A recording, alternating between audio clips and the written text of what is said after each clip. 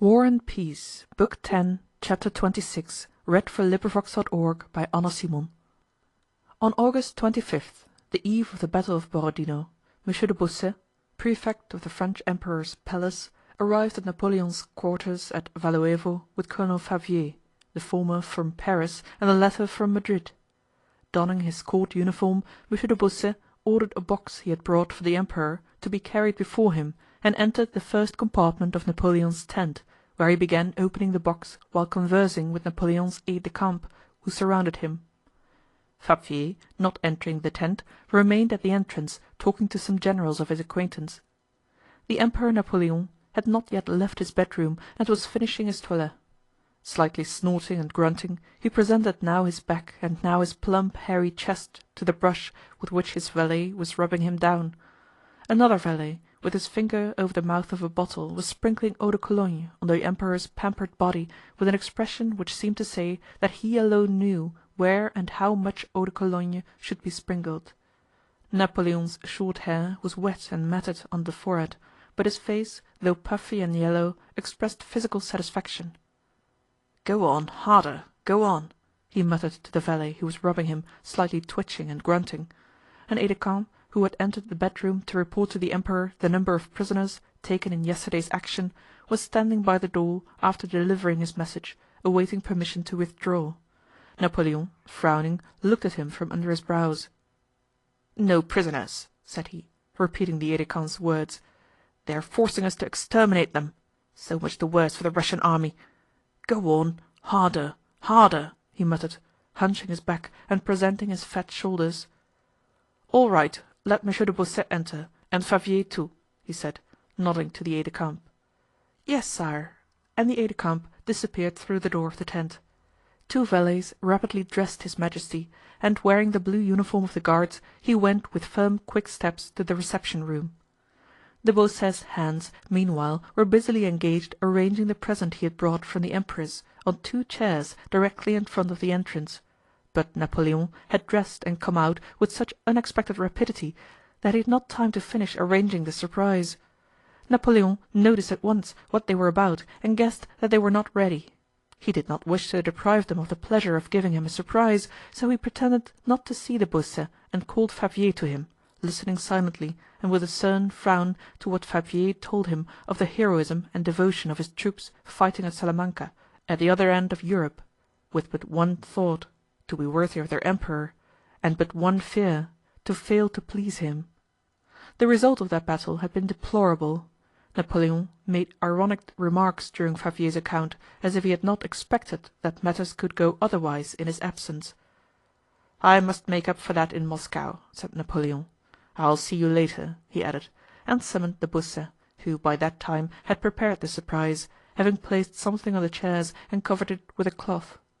De Beausset bowed low, with that courtly French bow which only the old retainers of the Bourbons knew how to make, and approached him, presenting an envelope. Napoleon turned to him gaily and pulled his ear. "You have hurried here, I am very glad. Well, what is Paris saying?" he asked, suddenly changing his former stern expression for a most cordial tone. "Sire, all Paris regrets your absence," replied de Beausset, as was proper.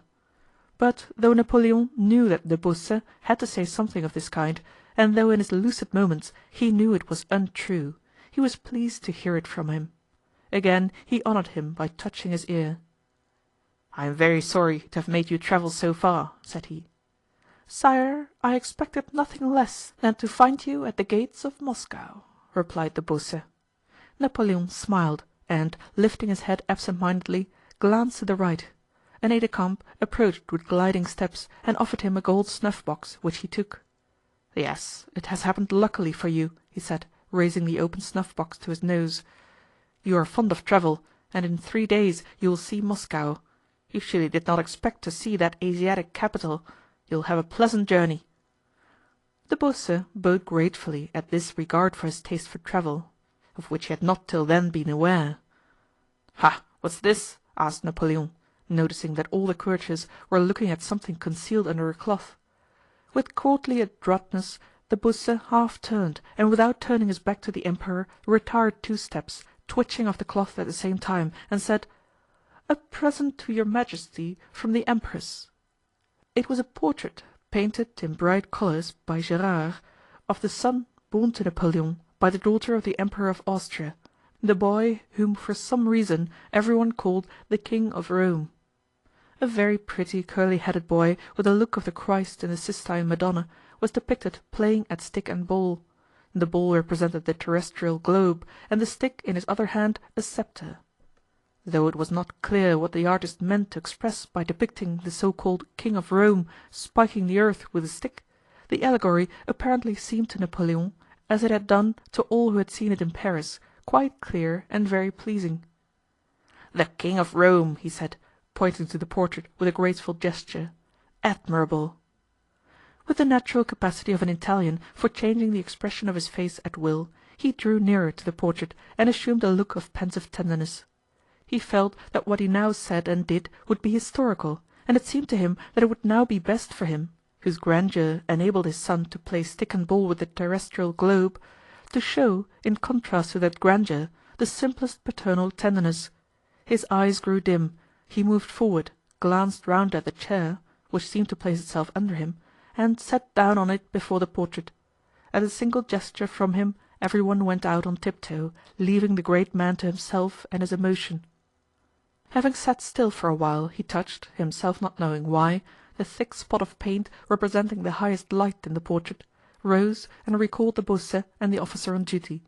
He ordered the portrait to be carried outside his tent, that the old guard, stationed around it, might not be deprived of the pleasure of seeing the King of Rome, the son and heir of their adored monarch. And while he was doing Monsieur de Bossuet the honor of breakfasting with him, they heard, as Napoleon had anticipated, the rapturous cries of the officers and men of the old guard who had run up to see the portrait. "Vive l'Empereur! Vive le Roi de Rome! Vive l'Empereur!" came those ecstatic cries. After breakfast Napoleon, in de Bossuet's presence, dictated his order of the day to the army. "Short and energetic," he remarked when he had read over the proclamation which he had dictated straight off without corrections. It ran: "Soldiers, this is the battle you have so longed for. Victory depends on you. It is essential for us. It will give us all we need, comfortable quarters and a speedy return to our country. Behave as you did at Austerlitz, Friedland, Vitebsk and Smolensk. Let our remotest posterity recall your achievements this day with pride. Let it be said of each of you, 'He was in the great battle before Moscow.'" "Before Moscow," repeated Napoleon. And inviting Monsieur de Bossuet, who was so fond of travel, to accompany him on his ride, he went out of the tent to where the horses stood saddled. "Your Majesty is too kind," replied de Bossuet to the invitation to accompany the Emperor. He wanted to sleep, did not know how to ride, and was afraid of doing so. But Napoleon nodded to the traveler, and de Bossuet had to mount. When Napoleon came out of the tent, the shouting of the guards before his son's portrait grew still louder. Napoleon frowned. "Take him away," he said, pointing with a gracefully majestic gesture to the portrait. "It is too soon for him to see a field of battle." De Bossuet closed his eyes, bowed his head, and sighed deeply, to indicate how profoundly he valued and comprehended the Emperor's words. Chapter 26